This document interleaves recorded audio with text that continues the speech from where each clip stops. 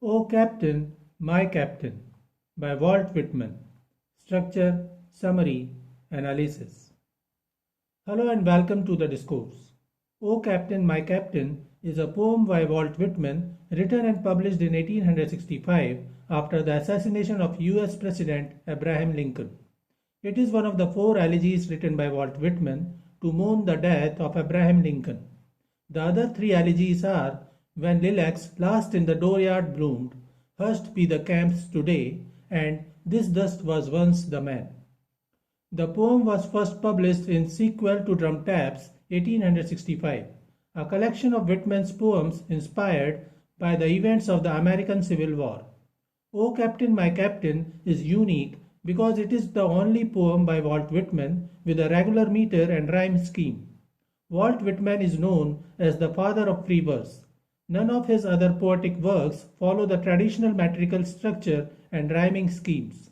However, O Captain, My Captain is organized into three 8-line stanzas, each with an AABBCDED rhyme scheme.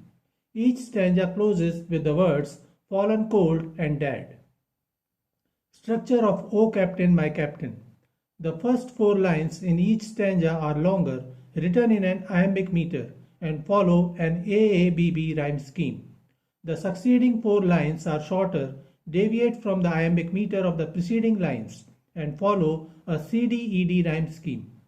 The difference in form between the first four lines and the last four lines in each stanza mirrors the thematic and emotional shifts implicit in the transition from one quatrain to another. In addition, the 8-line stanza with the first four longer lines and the last four shorter lines offers a visual image of a ship. The speaker is an ordinary crew member of the ship described in the poem. The poem uses extended metaphor, and the ship stands metaphorically for the United States, and the speaker describes President Lincoln as my captain. The poet used extended metaphor, allusion, repetition, refrain, anaphora, irony, juxtaposition, consonance, alliteration, epistrophe, and apostrophe in the poem. Summary of O Captain, My Captain. Stanza 1, lines 1 to 8. O Captain, my Captain, our fearful trip is done. The ship has weathered every track. The prize we sought is won. The port is near, the bells I hear, the people all exulting. While follow eyes the steady keel, the vessel grim and daring. But O heart, heart, heart, O the bleeding drops of red, where on the deck my captain lies, fallen cold and dead. In the first stanza, the speaker, a sailor, salutes his captain. The speaker refers to my captain, indicating a more personal relationship than that between a superior and subordinate. He reports that their voyage is successful and nearly complete, and that the prize we sought is won. The ship, after enduring tough storms and impenetrable winds, made it back on the dock.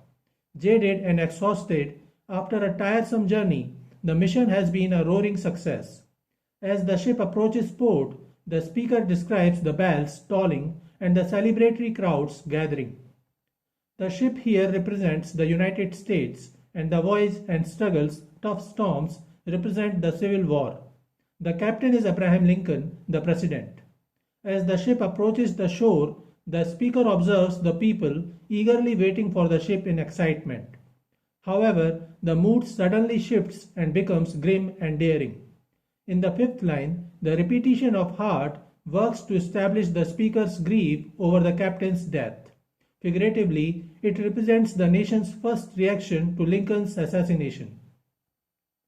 The poet used apostrophe in the line ending with the repetition of heart.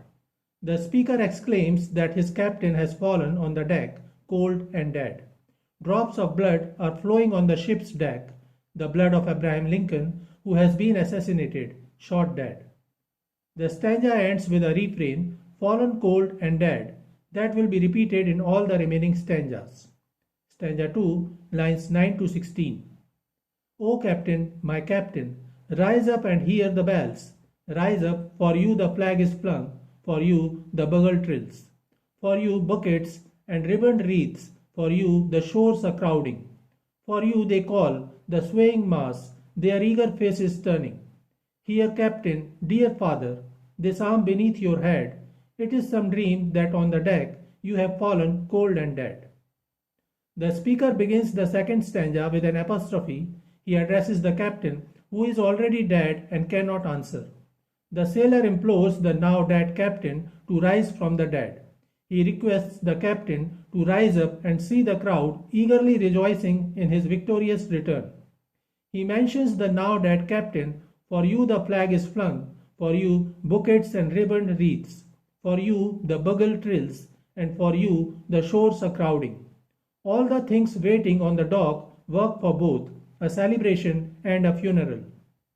The tone and mood of the poem shifts again in the next quatrain as the speaker acknowledges that his captain has fallen cold and dead, but expresses hope that it is some dream. The speaker mentions the captain as dear father in line 13. The captain is not the biological father of the speaker, but he does consider him the father of the nation. His respect and reverence for the captain is great. Many Americans would have found it hard to believe Lincoln was dead, thinking it must be a dream or a rumor. Metaphorically, America celebrated President Lincoln after the Union's victory in the Civil War. The feeling was short-lived. Stanza 3, lines 17 to 24.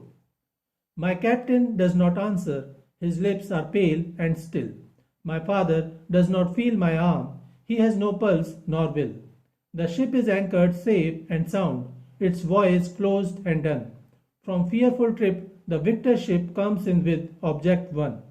Exult, O shores, and ring, O bells. But I, with mournful tread, walk the deck, my captain lies, fallen cold and dead. In the third stanza, the speaker reckons that it is no dream. Alas, the captain is really dead. The speaker examines his deceased captain, whose lips are pale and still, and who has no pulse or will. The captain fails to respond to his cries of helplessness. The liveliness from the captain's face has drained now. His pulse has stopped, and he is unlikely to move from now on. Though the voyage is complete and the ship safely harbored, the speaker is racked with grief. The speaker juxtaposes his feelings of mourning and pride. The crowd is still cheering and exulted to welcome the captain, but the speaker has grim news to tell. The sailor feels uncomfortable as he needs to relay the bad news to the crowd that has gathered to celebrate. The poet used synecdoche to represent the whole American public by mentioning the little crowd gathered on the shore to celebrate the return of the victory ship. The refrain, fallen cold and dead, has been used 3 times and each time the meaning changes. In the first stanza, the refrain suggests that first news that the captain is dead. Abraham Lincoln has been shot. However, the speaker does not believe it. He addresses the captain and exhorts him to rise up in the second stanza. He tries to make the captain aware of how the crowd is eager to celebrate the victory while the captain is fallen cold and dead. The speaker feels as if it is a dream, a bad dream that will break. He is yet not ready to believe and mourn. In the third stanza, the poet realizes that the captain isn't answering.